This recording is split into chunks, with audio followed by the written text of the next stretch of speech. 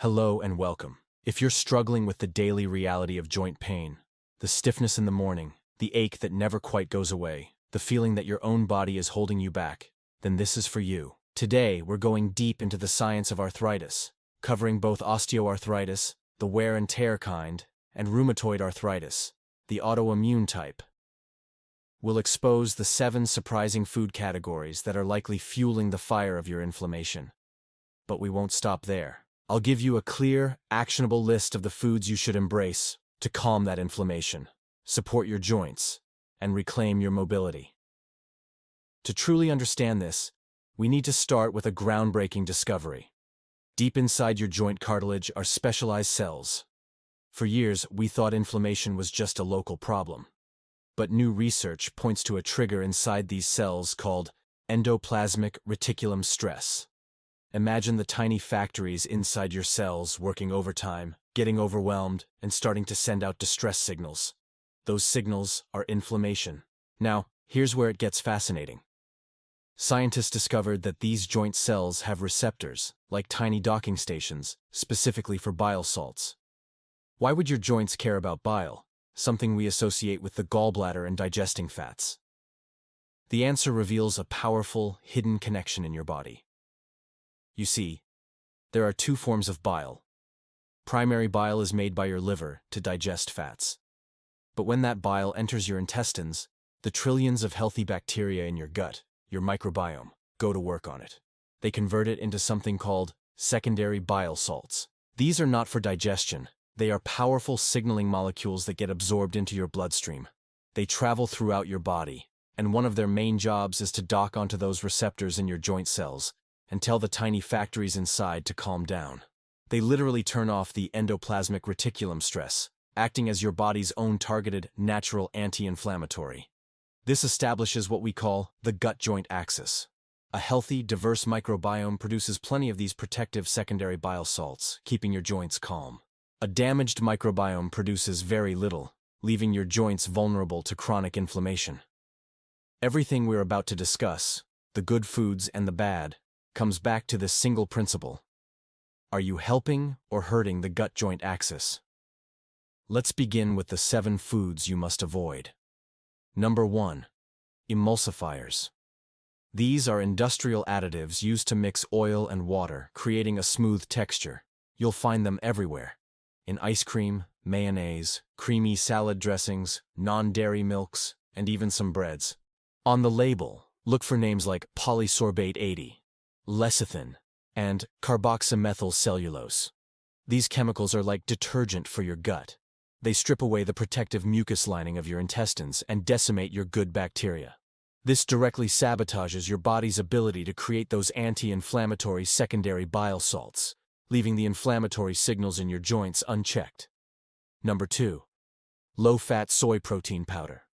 This primarily refers to soy protein isolate, a cheap, highly processed protein found in countless protein bars, meal replacements, and vegan meat substitutes. It's a double threat. First, it lacks an essential amino acid called taurine, which your liver absolutely needs to produce primary bile. No primary bile means nothing for your gut bacteria to convert. Second, a diet built around low-fat protein sources starves your gallbladder, which needs dietary fat to be stimulated. A sluggish gallbladder leads to a bile deficiency, which we now know is a disaster for joint health. Number 3. Refined seed oils. This is arguably one of the biggest culprits. We're talking about corn oil, soybean oil, canola oil, cottonseed, safflower, and sunflower oils. The problem is twofold. First, they are incredibly high in omega-6 fatty acids, which are pro-inflammatory. A healthy diet should have a balance of omega-6 and anti-inflammatory omega-3s, but these oils throw that ratio completely out of whack. Second, the refining process involves extreme heat, bleaching, and deodorizing, which creates toxic byproducts called aldehydes. When you consume these oils, these damaging compounds get incorporated into your cell membranes, including those in your joints, leading to chronic, low-grade inflammation. Number 4. Alcohol, especially beer. Beer is particularly bad because it's high in purines, which the body breaks down into uric acid. High uric acid levels can lead to crystal formation in the joints, causing the excruciating pain of gout. But all forms of alcohol, wine and spirits included, are toxic to your liver. Your liver is your body's master chemical plant, responsible for producing primary bile. Anything that damages the liver impairs its ability to do its job, which disrupts the entire gut-joint axis from the very beginning. Number 5. Casein A1 protein. This is the main protein found in milk from most modern dairy cow breeds, like Holsteins. When you digest Casein A1, it can release a peptide called BCM7, which is known to trigger a strong inflammatory and immune response in many people. This is why dairy can be a major trigger for joint flare-ups, skin issues, and digestive problems. It's highly concentrated in processed products like sodium caseinate, calcium caseinate, check your protein bar labels, and processed American cheese. If you tolerate dairy, seek out A2 milk, or cheese from goats or sheep, which contain the much gentler casein A2 protein. Number 6. Modern wheat. Today's wheat is vastly different from ancient grains. It's a triple threat to your joints. First, its primary starch, amylopectin A, spikes blood sugar faster than table sugar, driving inflammation. Second, it contains a protein called gluten and a lectin called wheat germ agglutinin, WGA, both of which can irritate the gut lining, leading to leaky gut and allowing inflammatory particles into your bloodstream. Finally, most non-organic wheat is sprayed with glyphosate before harvest. This chemical acts as an antibiotic, wiping out your beneficial gut bacteria and further crippling your production of protective secondary bile salts. Number 7. High-fructose corn syrup. This is not sugar. It is an industrial food product that is metabolized almost entirely by the liver, similar to alcohol. It's a primary driver of non-alcoholic fatty liver disease and insulin resistance, both of which are states of massive inflammation. It also increases uric acid production, linking back to gout. It's found in nearly all sodas, juices, candies, and sweetened processed foods. Reading labels and eliminating this is non-negotiable for joint health. Okay, that's what to avoid. Now, let's rebuild with the foods that heal. First and foremost, fermented foods. Think of these as microbiome superheroes. Sauerkraut, kimchi, kefir, and plain Bulgarian yogurt are teeming with diverse strains of beneficial bacteria. Eating these foods directly repopulates your gut, creating a thriving internal ecosystem that is a factory for producing those anti-inflammatory secondary bile salts. This is the most powerful thing you can do to support the gut-joint axis. Second, healthy fats. Fear of fat has driven us to inflammatory seed oils. It's time to bring healthy fats back.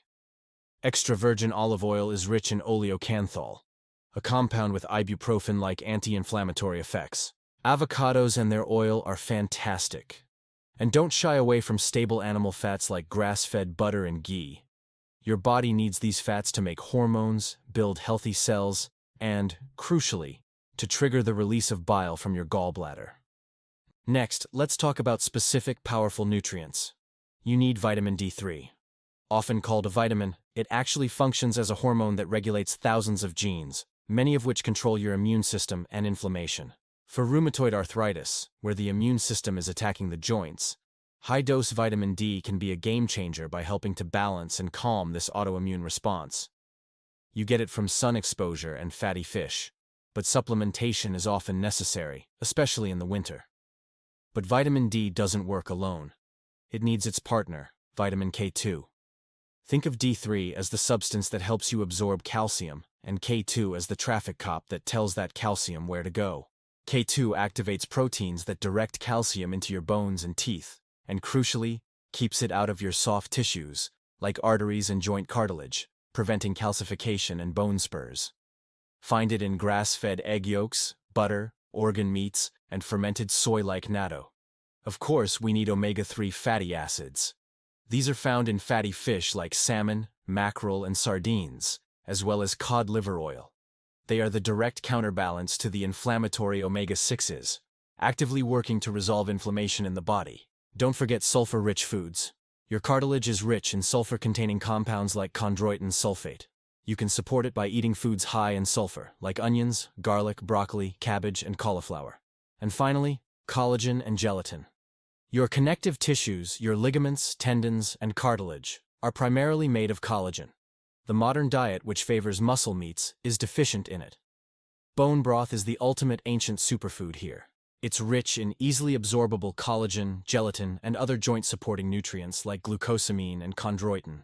It provides the literal building blocks your body needs to repair its own joints, to bring it all together. Your joint pain is a signal. It's a message from your body that there's underlying inflammation, and that inflammation very often starts in your gut and your liver. By removing the industrial foods that cause damage and embracing the whole, nutrient-dense foods that heal, you are not just managing symptoms, you are addressing the problem at its very root. Thank you for listening. Take this information, apply it consistently, and give your body the tools it needs to heal itself.